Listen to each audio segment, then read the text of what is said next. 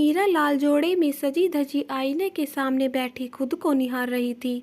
बहुत खूबसूरत लग रही थी, पर थोड़ी देर पहले ही तो पार्लर से आई थी। वैसे तो पार्लर वाले ने श्रृंगार में कोई कमी नहीं रखी थी, पर फिर भी उसका चेहरा फीका लग रहा था, क्योंकि उसके चेहरे पर मुस्कान नहीं थी।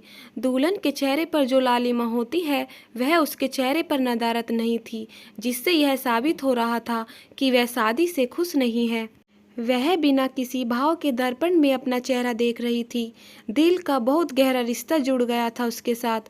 उसके साथ आने वाली जिंदगी के न जाने कितने ख्वाब बोले थे, पर अब हकीकत कुछ और ही थी, जो उसने अपने ख्वाब में भी नहीं सोची थी।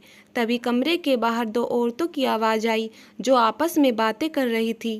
पहली औरत बोली, अरे बहन, यह लड़की तो मुंह में चांदी की चम्मच लेकर पैदा हुई है। एक तो इतने बड़े डॉक्टर की बेटी है, और देखो इसका दूल्हा आईएएस अधिकारी है। बड़ी ही भागवानी है यह छोरी। दूसरी औरत बोली, 30 लाख रख रखे हैं डॉक्टर साहब ने, और सारा दहेज भी दे रहे हैं। इतने में तो एक आईपीएस को भी 2 महीने लग जाए कमाने में, इतने ही दे रहे हैं। इतना तो लगता है कि लड़की में कोई कमी है। पहली औरत बोली, अरे पागल हो गई है क्या बहन, लड़की इतनी अच्छी वकील है, और पूरे परिवार में मीरा से सुंदर गुणी लड़की कोई नहीं। हाँ, तो तुम्हें पता नहीं क्या, इसकी पहली भी तो सगाई हो गई थी, पर सगाई के 2 महीने बाद ही रिश्ता टूट गया। लड़की में कोई खोट होगा तभी तो रिश्ता टूटा। बड़े भले लोग थे, वह जमींदार थे गांव के, और लड़का तो दिल्ली में रहता था, वहीं पढ़ता था। बहुत ही सुंदर और नेक लड़का था। वह क्या नाम था उसका, याद ही नहीं आ रहा है। रोहन, रोहन नाम था लड़के का, ये सब पता है मुझे। रिश्ता उन्होंने नहीं बल्कि डॉक्टर साहब ने तोड़ा था। अरे हुआ क्या था कि जमींदार साहब के छोटे भाई ने धोखे से सारी प्रॉपर्टी हड़प ली, और जमींदार साहब अर्थ से फर्श पर आ गए। और बस फिर क्या था, डॉक्टर साहब को लगा इस परिवार में अब उनकी बेटी का भविष्य सुरक्षित नहीं है, और वैसे भी उन्हें तो लड़का सरकारी नौकरी वाला ही चाहिए था। पूरे साल से लड़का देख रहे थे, तब जाकर सरकारी अधिकारी मिला था। अरे बहन, हमें क्या, चलो हम तो खाना खाने चले। और क्या, वैसे भी बहुत अच्छा इंतजाम है खाने का। वह दोनों तो चली जाती है, लेकिन मीरा को उलझन में डाल जाती है। वह जानती थी कि कैसे उसने खुद को इस शादी के लिए तैयार किया था। 2 महीने में ही बहुत लगाव हो गया था उसे रोहन से। लगाव क्या, अगर प्यार भी कहे तो गलत नहीं होगा। जब उसे पता चलता था रोहन के चाचा के धोखे के बारे में, तो उसे बहुत बुरा लगा था। वह रोहन से बात भी नहीं कर पाई कि उससे पहले ही उसके पापा ने यह रिश्ता तोड़ने का फैसला किया, जिसे सुनकर तो मीरा के पैरों तले जमीन खिसक गई। उसने बहुत समझाया पापा को, बहुत ही हाथ जोड़े, लेकिन उसके पापा टस से मस नहीं हुए। उसे सख्त हिदायत भी दी गई कि वह रोहन से ना तो फ़ोन पर बात करे, और ना ही किसी तरह का कोई संपर्क रखे। अगर उसने ऐसा किया तो उसे अपने पापा का मरा मुँह देखना होगा। बहुत मुश्किल था उसके लिए, जिसके साथ अपनी आने वाली ज़िंदगी के सपने देखे थे, उसे छोड़कर किसी और के साथ घर बसाना। पर दिल के रिश्ते पर खून का रिश्ता भारी पड़ ही गया। पर उसे दहेज वाली बात नहीं पता थी।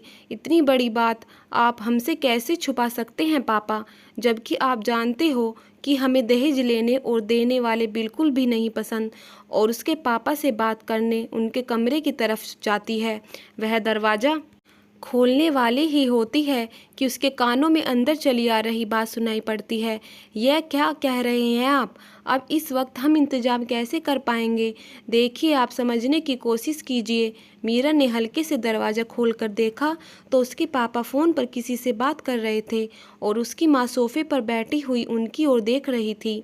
देखो समधी जी, हमने तो पहले से ही 30 लाख रख रखे हैं, और अब आप एकदम से इतनी जल्दी कैसे हो पाएगा? देखिए, आप समझने की कोशिश कीजिए। मेरी एक ही बेटी है, और आप लास्ट टाइम में ऐसे नहीं कर सकते। हेलो हेलो, फ़ोन काट दिया।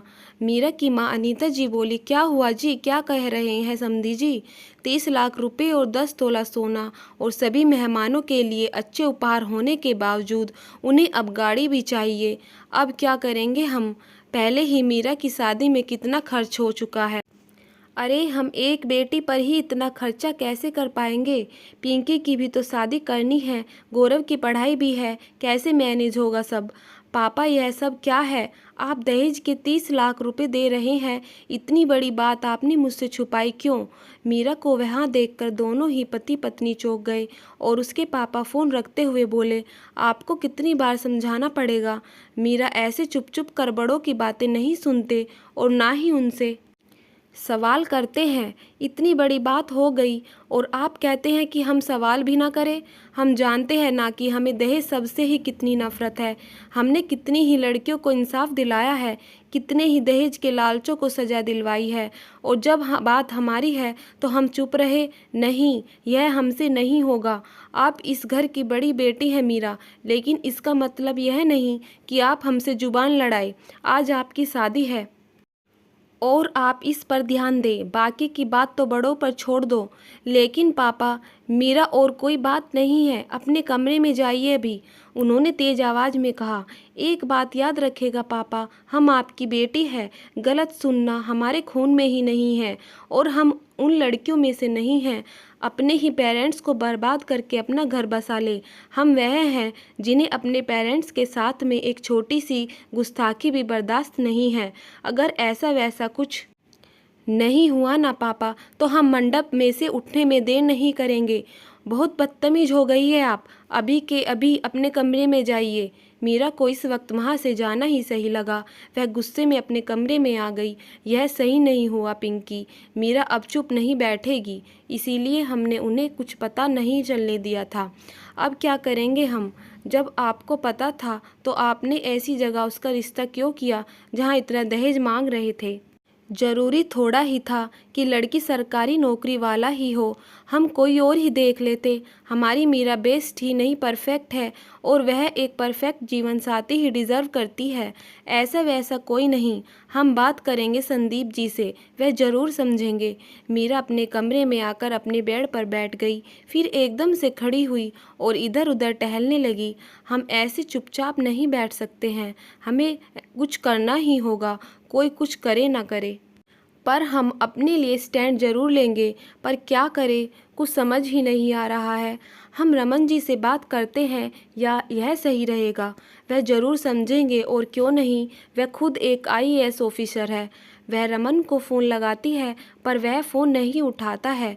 वह बार बार ट्राई करती है लेकिन वह फ़ोन नहीं उठाता है। इसके लिए यह कोई नई बात नहीं थी।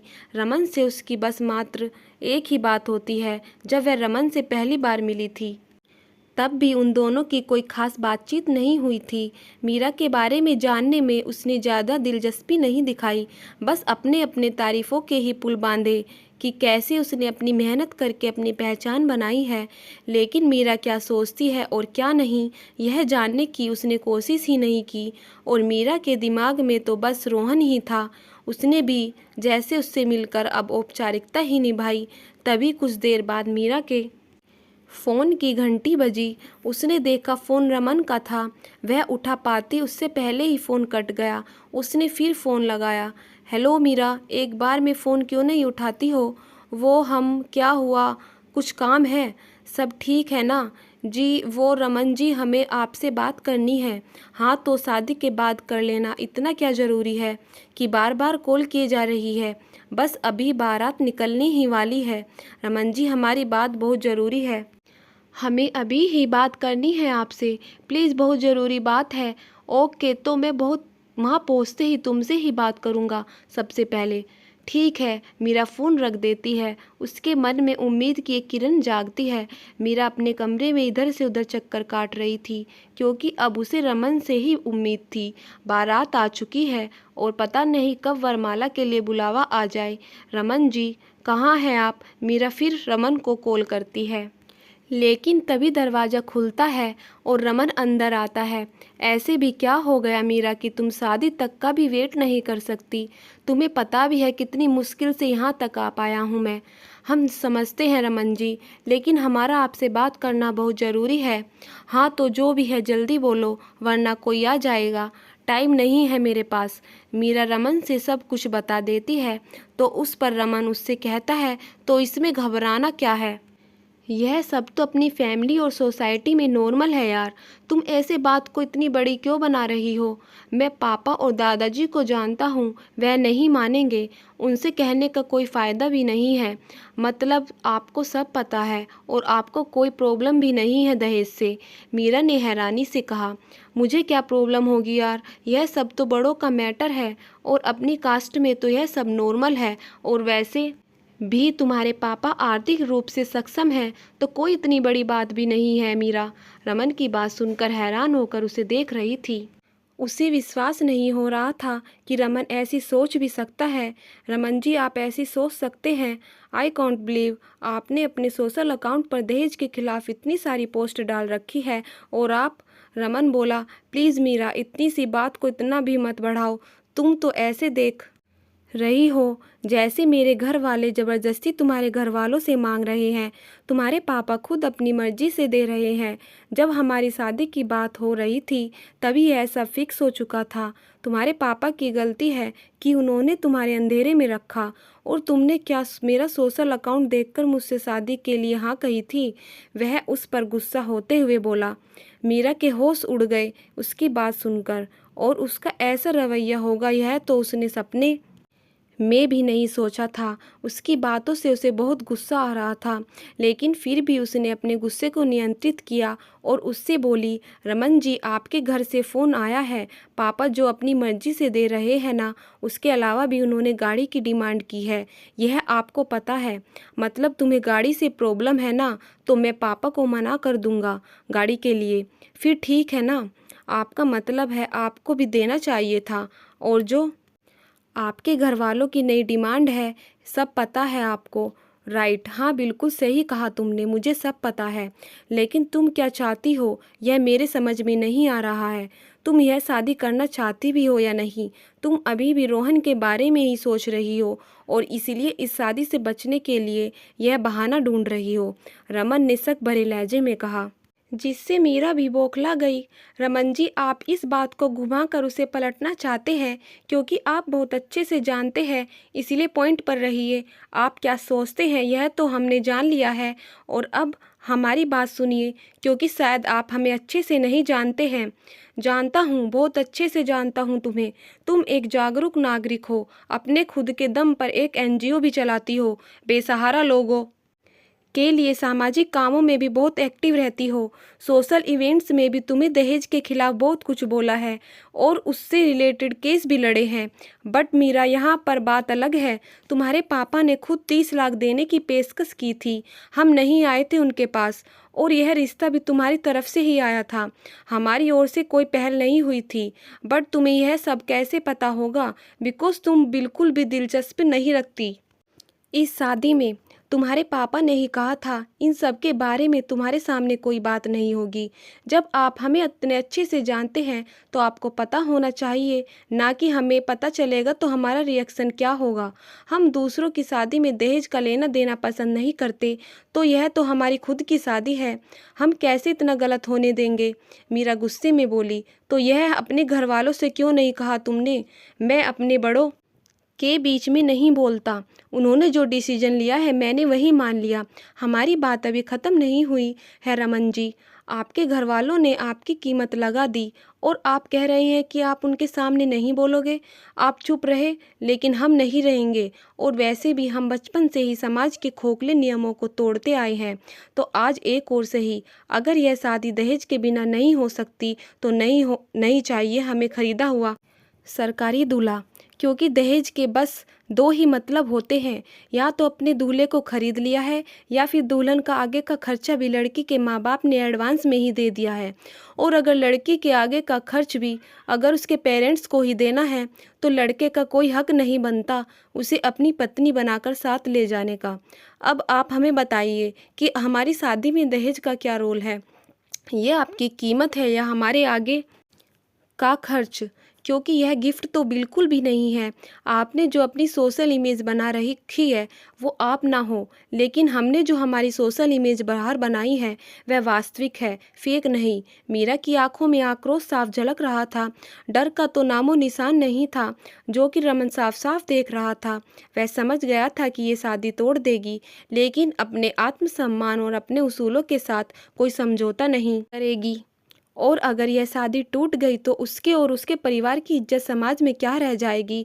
इसीलिए उसने मीरा की कड़वी बातों को ध्यान में रखकर बात को संभालते हुए कहा कि मीरा प्लीज़ शांत हो जाओ और मेरी बात सुनो। जल्दबाजी में लिया गया कोई फैसला सही नहीं होता। तुम चिंता मत करो, मैं बात करूँगा पापा से, वह मेरी बात ज़रूर मानेंगे। मैं तुमसे वादा करता हूँ यह शादी बिना दहेज के ही होगी। मीरा उसे हैरानी से देखने लगी, जैसे वह समझने की कोशिश कर रही हो क्या रमन सच में मान गया है। अब ठीक है ना, जैसा तुम चाहती हो वैसा ही होगा। अभी बहुत देर हो गई है, सब मुझे ढूंढ रहे होंगे। हाँ आप जाइए। रमन चला जाता है, लेकिन मीरा की उलझन अब और बढ़ जाती है। वह समझ जाती है कि उसके पापा ने उसके लिए जीवन साथी चुनने में बहुत बड़ी गलती कर दी है। मीरा अपनी सोच में गुम थी, उसे समझ आ गया था कि उसकी शादी जिससे होने जा रही है उससे उसकी सोच बिल्कुल भी नहीं मिलती है। उसके पापा ने जब रोहन से रिश्ता तोड़ दिया था तब उन्होंने सोच लिया था कि अब वह मीरा की शादी किसी सरकारी नौकरी करने वाले लड़के से ही कराएंगे ताकि उसका फ्यूचर सिक्योर रहे। मीरा के मन में रोहन से दूर होने का गम था और रोहन के सपने तोड़ने का गिल्ट भी। और इसी बीच उसे होश नहीं था कि उसकी शादी किससे हो रही है, उसके बारे में कुछ जान भी सके। उसके पापा ने जो निर्णय लिया सहर्ष स्वीकार कर लिया। रोहन उसे बहुत पसंद करता था और वह भी उसे। मीरा ने जितने सपने रोहन के साथ देखे थे उससे भी ज़्यादा सपने रोहन ने मीरा के साथ सोचे थे। तभी मीरा के कमरे में पिंकी आई और मीरा से बोली, दीदी वरमाले के लिए बोल रहे हैं, आप तैयार हो ना। तभी वह उसके चेहरे की ओर देखती है। दी ठीक हो ना आप, रो रहे थे क्या। हम ठीक है पिंकी, बस थोड़ा दम सा घुट रहा है। अगर इतना दम घुट रहा है तो क्यों अपनी जिद पर अड़ी है आप, अभी भी वक्त है, छोड़ दीजिए जिद। पिंकी प्लीज़, तुम एक ही बात को बार बार क्यों दोहरा रही हो, जबकि तुम्हें अच्छे से जानती हो इन सब का कोई फ़ायदा नहीं है अब। वह दोनों ही बातें कर रही थी, तभी दिव्या अंदर आई। लोगों को सीख देने बहुत आसान होता है, लेकिन जब बात खुद के अमल करने की आए ना, अच्छों की फट जाती है। दिव्या ने अंदर आते हुए कहा। मीरा उसे असमंजस सी नज़रों से देखने लगी। मैडम भूल गई, मेरे टाइम पर तूने मुझे कितना ज्ञान दिया था, और वैसे भी तेरे मन से पूछे तो तू यह शादी नहीं करना चाहती। मीरा ने कहा, क्या है यार, तुम लोगों ने फिर से वही राग अल्पना शुरू कर दिया जिस रास्ते में हम चाहकर भी नहीं जा सकते हैं। तुम बार बार हमें उसी रास्ते का पता बताओगी तो उससे क्या होगा, जो हमारे जख्मों को कुरेद देती है। सच हमेशा कड़वा ही होता है मीरा, और आज के टाइम पर सबसे बड़ा सच यह है कि तेरे दिल में आज भी रोहन है। तुम आज भी उसी से प्यार करती हो, यह सब तुम अच्छे से जानती हो पर मानती नहीं हो। और तुम यह शादी अपने पापा के लिए कर रही हो, और तुम्हारे पापा तुम्हारी शादी रमन से इसलिए कर रहे हैं क्योंकि उन्हें लगता है कि तुम इस शादी से बहुत खुश रहोगी। पर नहीं, तुम खुश नहीं रहोगी, और रमन के साथ तो बिल्कुल भी नहीं। रमन अपनी सफलता के मद में चूर एक घमंडी इंसान है, और तुम इतनी सक्सेसफुल होने के बाद भी डाउन टू अर्थ टॉप की लड़की हो। आई एम सॉरी, पर तुम दोनों की कभी नहीं निभेगी।